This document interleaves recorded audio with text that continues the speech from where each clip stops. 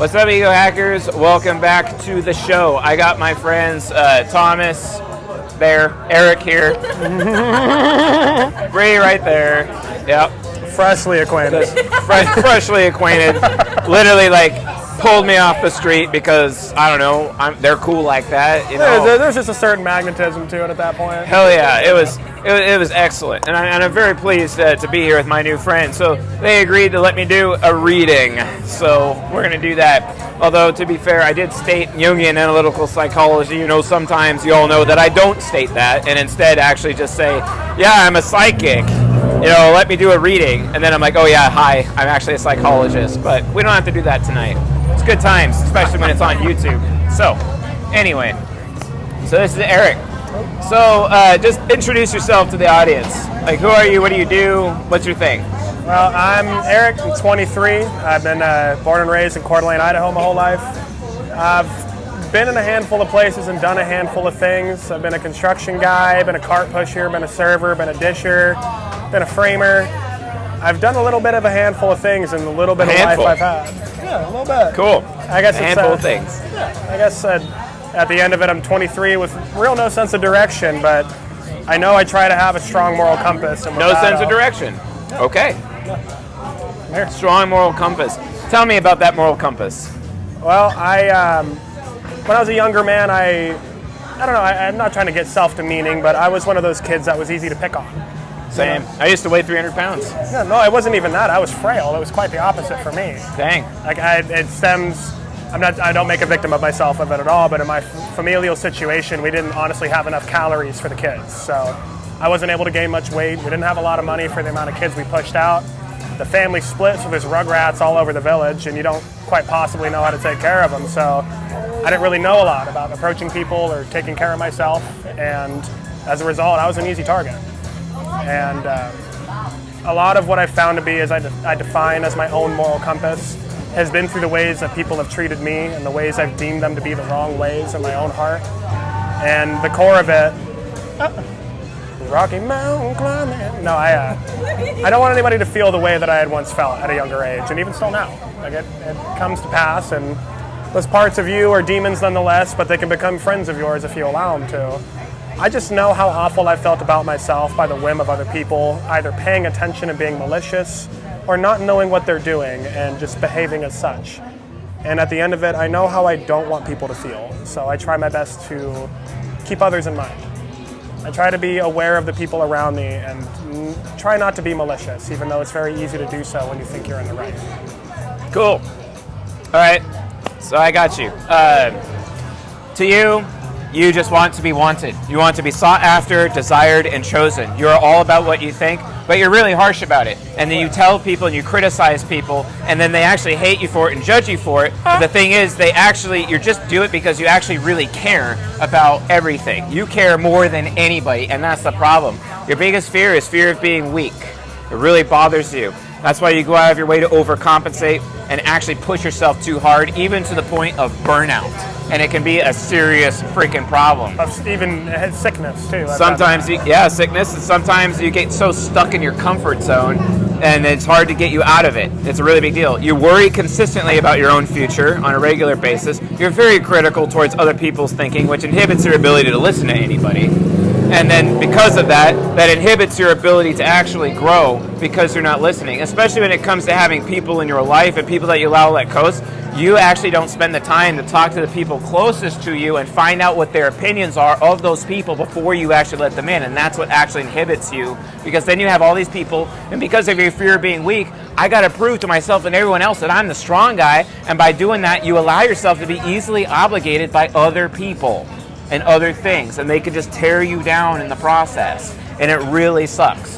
And she, for example, is trying to get you to stop being obligated to the wrong people and the wrong things and the wrong ideas, or being a fan of the wrong people and the wrong things and the wrong ideas, because otherwise you start being loyal to those people to the point where you are loyal to abusers, because Stockholm Syndrome is actually your thing.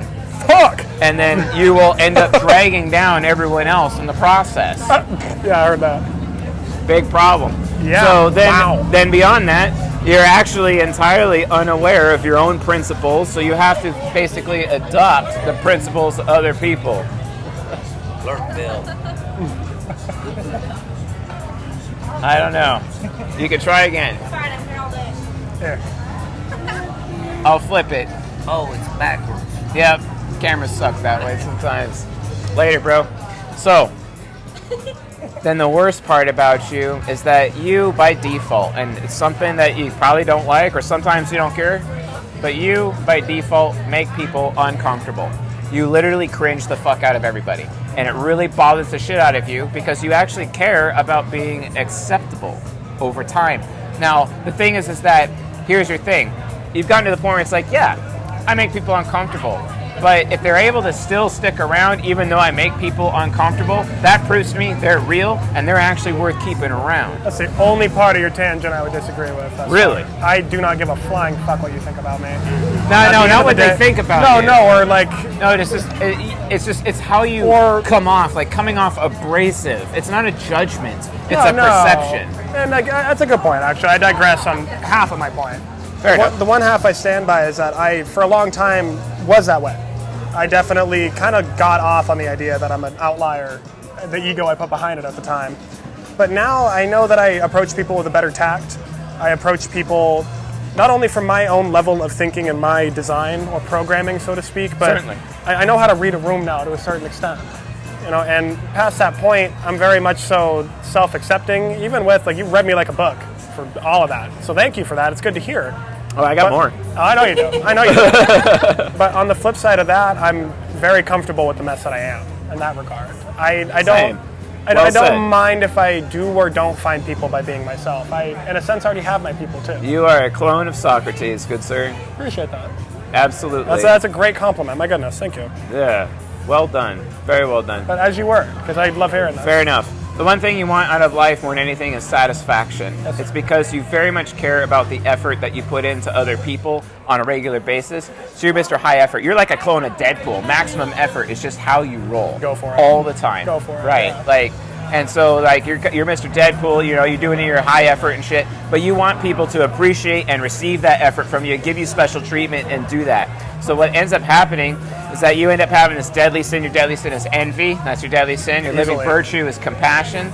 So what you got to really work on in your life is to make sure that you are what people are envying after instead of you envying after other people. Envy is defined, most people think it's like jealousy, like wanting what other people have. That's not the case. Envy is something different. Envy is why is it you are more successful than I am when I have put in more effort than you? You are That's absolutely envy. right. Yeah, that's my That's the sin. deadly sin of envy. It's That's my really sin. frustrating. Okay, so like that's your enviness, you know, you got your envy and shit. That's pretty dope. But here's the thing. You're also very compassionate. You care and you care more than anyone. If you build yourself up to be the envy in the room, the more compassionate you get. So stop envying other people, put in the effort to invest in yourself to become the envy in the room, and then that makes you more compassionate towards others.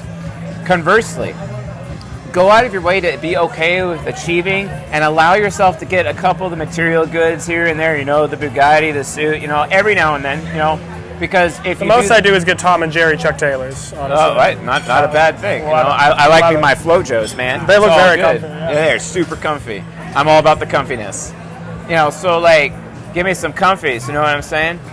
So, as a result of that, right? So as a result, like, you get satisfaction that way, but here's the thing. You also be really malevolent to other people. Malevolence means you increase other people's suffering for their benefit. Life has been really malevolent to you, but you've learned valuable lessons from I that. definitely So you did. increase their suffering in order to teach them what you have learned. I did do that for a long time, but not so much anymore. Oh, okay. Something that may help you with your reading as well is when I was 7, from the family dynamic I scarcely explained to you, my baby brother was born. And we had an interesting dynamic growing up, but for a lot of the time I was looking after him. And I gained a father complex over this boy. And I was malevolent towards him. Because my brothers were hard on me, my father was hard on me, I want to emulate the things I was taught, right? And then I saw it breaking the kid's heart. I'm like, you know, there has to be a different way than that. So, unfortunately, through hurting, Nicholas is his name, who I love with all my heart, through hurting him and scarring him with some of that malevolence, I learned to really pump the brakes on that. You're absolutely right. That's well within my nature. Yeah. And then also you have fanaticism, where you can be like this major fanboy of other people, but you really like it when people are like if you get with a woman, she's got to be a fangirl, man. She's got to fangirl over you. I for a while, yeah, and I have that. That's well ingrained within me. I'm sorry, I'm not trying to. I feel like I'm coming across with a defensive tone, but I'm just. No. That's perfectly natural, and I don't judge you for that. Like I'm not being defensive at all. I'm just like. But even if you were, it's totally acceptable. Yeah, no, I don't want to be rude towards you. However, you're taking time out of your day to do this. Sure, certainly. I mean, we're cross-favoring here. Yeah, right. And then the other thing you really care about is respect, being revered by other people. Deep respect matters. You being treated with respect is a really big deal, because if you're satisfying other people, you need to be treated with respect. Or if you're going out of your way to show respect to other people, they need to be satisfying you. And you really got to see people from those two different buckets, as a result. Yeah. So, anyway, so the bottom line is that your psychological type is known as the rogue. It's the same psychological type that Malcolm X has, Benjamin Franklin, Socrates, King Solomon, Hitler, all that shit. That last one's not terrifying to the degree of, I guess, the impact his actions had. Well, certainly. But also the Spider King, the French Spider King. I'm unaware of that. No, wow. Yeah, you should check him out. He's quoted a lot in the 48 Laws of Power, or at least discussed. Have you ever read The Kabbalion by chance? The what? The Kabbalion? No. You would love that. Really? It's a derivative of Hermeticism. It's one of the few, I guess, in the realm of the social group created around the idea of Hermeticism. That's like one of the most widely quoted texts. I'm studying Japanese Stoicism currently, and actually integrating Dokudo, which is the way of the Ronin and the way of walking alone, according to Miyamoto Musashi, within my life. See, I feel like I've misconstrued a deep sense of pride with that level of nobility. Like, I've looked upon that, like, historically speaking, from my own viewpoint, and I mistook it as a deep pride. And honestly, I think there's a much deeper side to it, what you're walking on. Certainly. So yeah, you're the rogue. If you cared about Myers-Briggs type indicator, that would be the ENTP, basically. Huh. Yeah. See, that's the one thing I really need to work on right now, I can admit to you, is my education. Why? I'd like to know more. Well, here's the thing. Everything that I know about psychology, I never got formal training. I learned this while I was on the street. I'm talking about $7.80 in the local library and late fees education. I just need to read more. Yeah, I dropped out of college myself because I realized college is just a business. Yeah, I agree. So, habit. Develop the healthy habit. Here's the habit that I have, and you can do it. Anytime anyone in my life, doesn't matter who it is, tells me to read a book, I immediately write it down, and I put it in my queue, and I eventually get to it. Period, end of story. And then because of that, like, right now, I'm averaging about 28 books a year. Well, that's not true. About 23 books a year right now. But like this year, I'm going to be probably in like 30 or 40 books.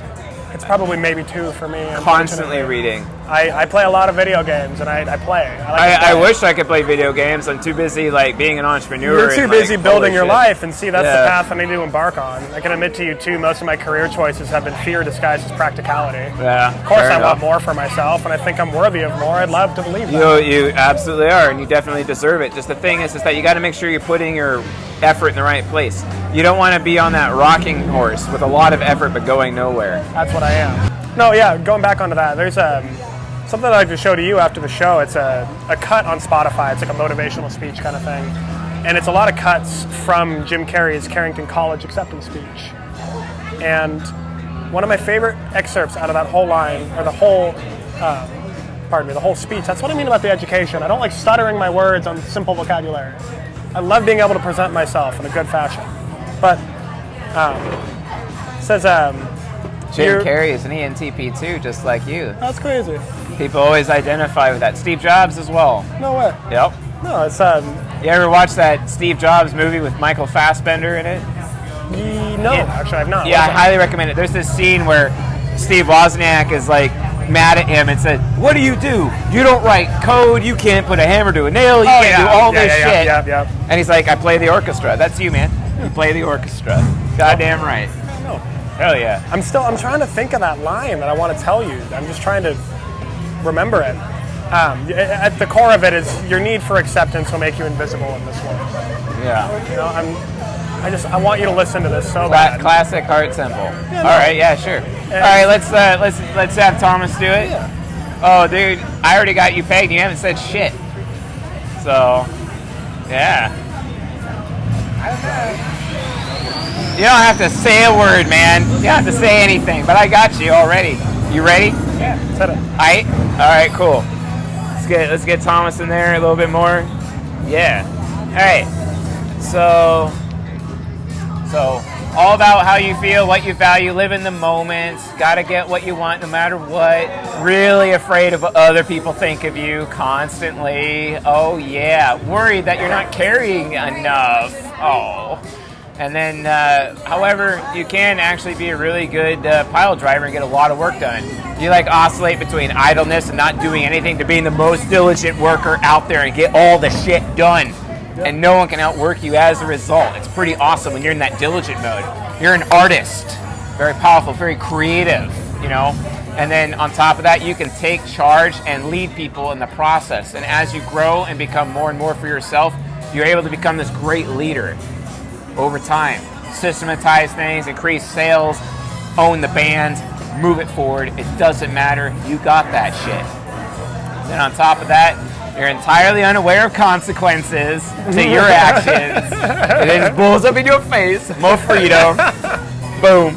And then thing is also like you struggle with what you think is true because life is kind of more about, it's not about what you know is true, it's what about what you believe. You know what I'm saying? And then if people really knew what you really thought, it's dark, it's fucked up, it's real bad. But sometimes it comes out when you get super ragey, when someone's taking away your freedom of choice. Fuck that, you know?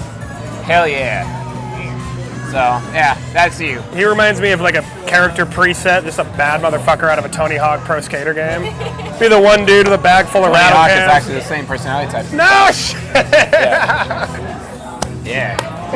That's great. Yeah. All right. So do you want to give your seat and your microphone? I would love to. Bree? Yes, sir. And we'll switch. Bring it in, lady. Thank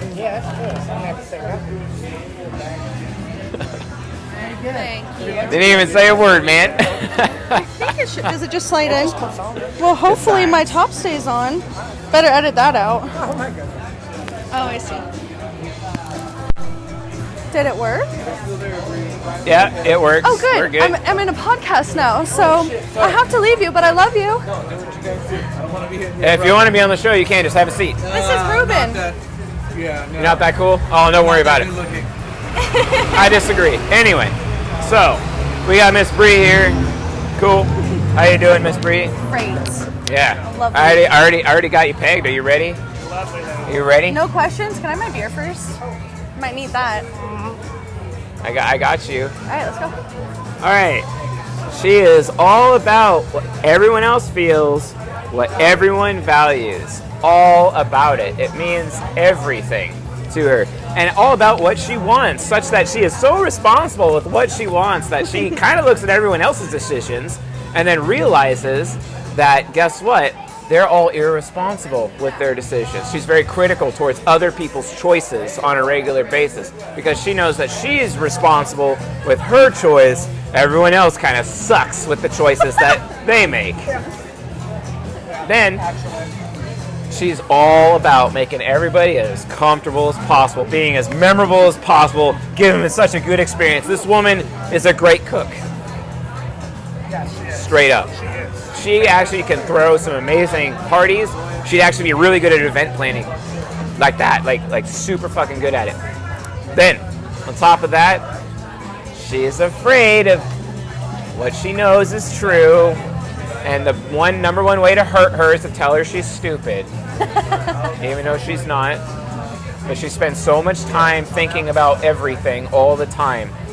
The problem is, that kind of brings out the worst in her, where she expects everyone else to listen to her, but she won't listen to anybody. Oh. They can struggle. Oh. Then Taylor. then she worries about her self-worth. She worries that she's not good enough and not worthy enough. But you are. Absolutely you are. Especially with how caring you are, especially how you go to such effort.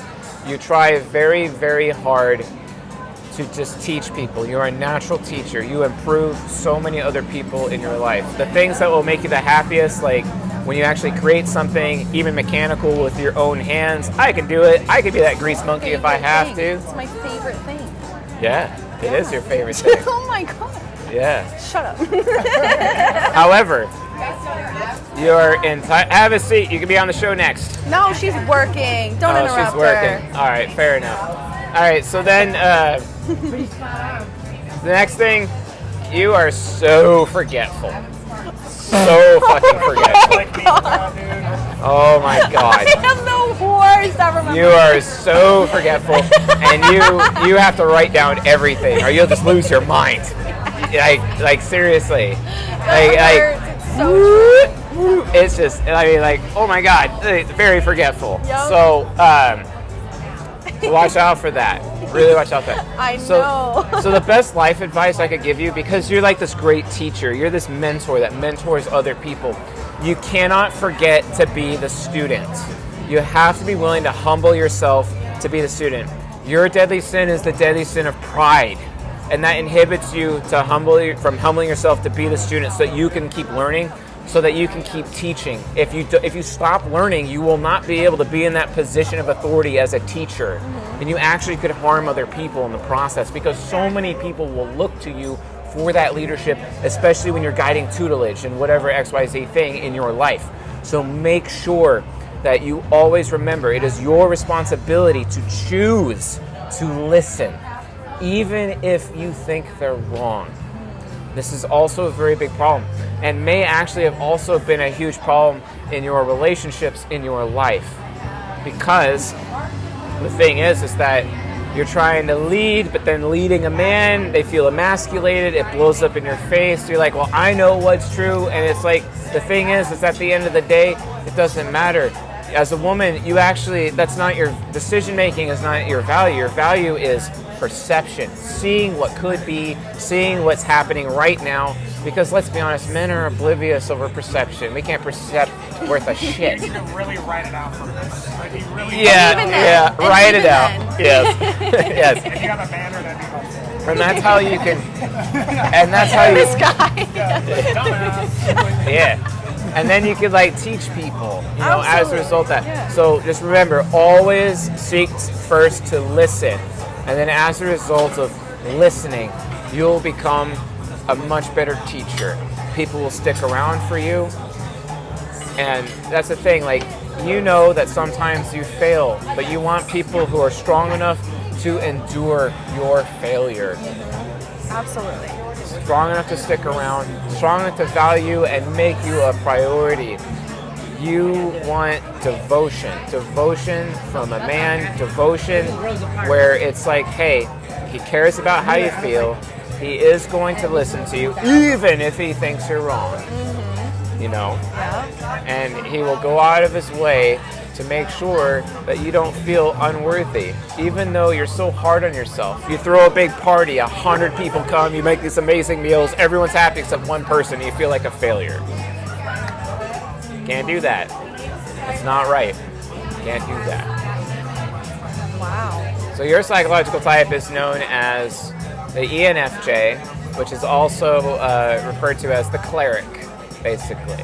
What does that mean? A great teacher, a benevolent teacher, And so continue to explore your mechanical side. It'll bring you great joy in your life. And then make sure you go out of your way to listen whenever you can. The more you listen, the more power you'll have in your life, the more validation you'll get. Because you're a sucker for words of affirmation. Girl, you know it. Yeah, sucker. Yeah. This man's a sucker for gifts. I am. He's great at giving gifts. No one's better at giving gifts than that guy. I shit you not. My whole experience with him has been nothing but gifts. Yeah. Are you the one that took him to Troy Boy? Well, No, of course. He's Of taken me to like course. 3 concerts, and he's like, "You're coming." I'm like, Yeah. "Okay, cool." okay, cool. Just drag me around. Shit, this guy needs to drag me around. I am draggable. I am portable. Portable. If you are local and hanging out local, then we can. Oh, hell yeah, dude. Oh, yeah, sure. Yeah, I am. Dude, I'm filming at 4th and Sherman all the time. Film my I've podcast. seen you filming so many Yeah. times on the bench down Yeah. there. That's wild. Yeah, that's what I do, man. Yeah. Yeah, it's great. Introduce more people to be on the show, man. It's fun. I got a whole gaggle of boys. So Yeah. Oh, and they are just the best people that you will ever fucking meet. Oh, who? Our best friends. All right, yeah, I'm down. I go on paddleboarding and whatnot, you know. So yeah, it's all good. We take a boat out, go rock climbing. So. I'm down. I am seriously down. You let me know. We have incredible adventures together. Dope. I work 11 to 8 on Tuesday. My schedule's All right, cool. Well, that concludes the show. So thank you all for watching. Like and subscribe, all the things. Special thanks to Eric and Thomas and Bree for being on the show. And ENTP, ISFP, and ENFJ for the evening, folks. See y'all later.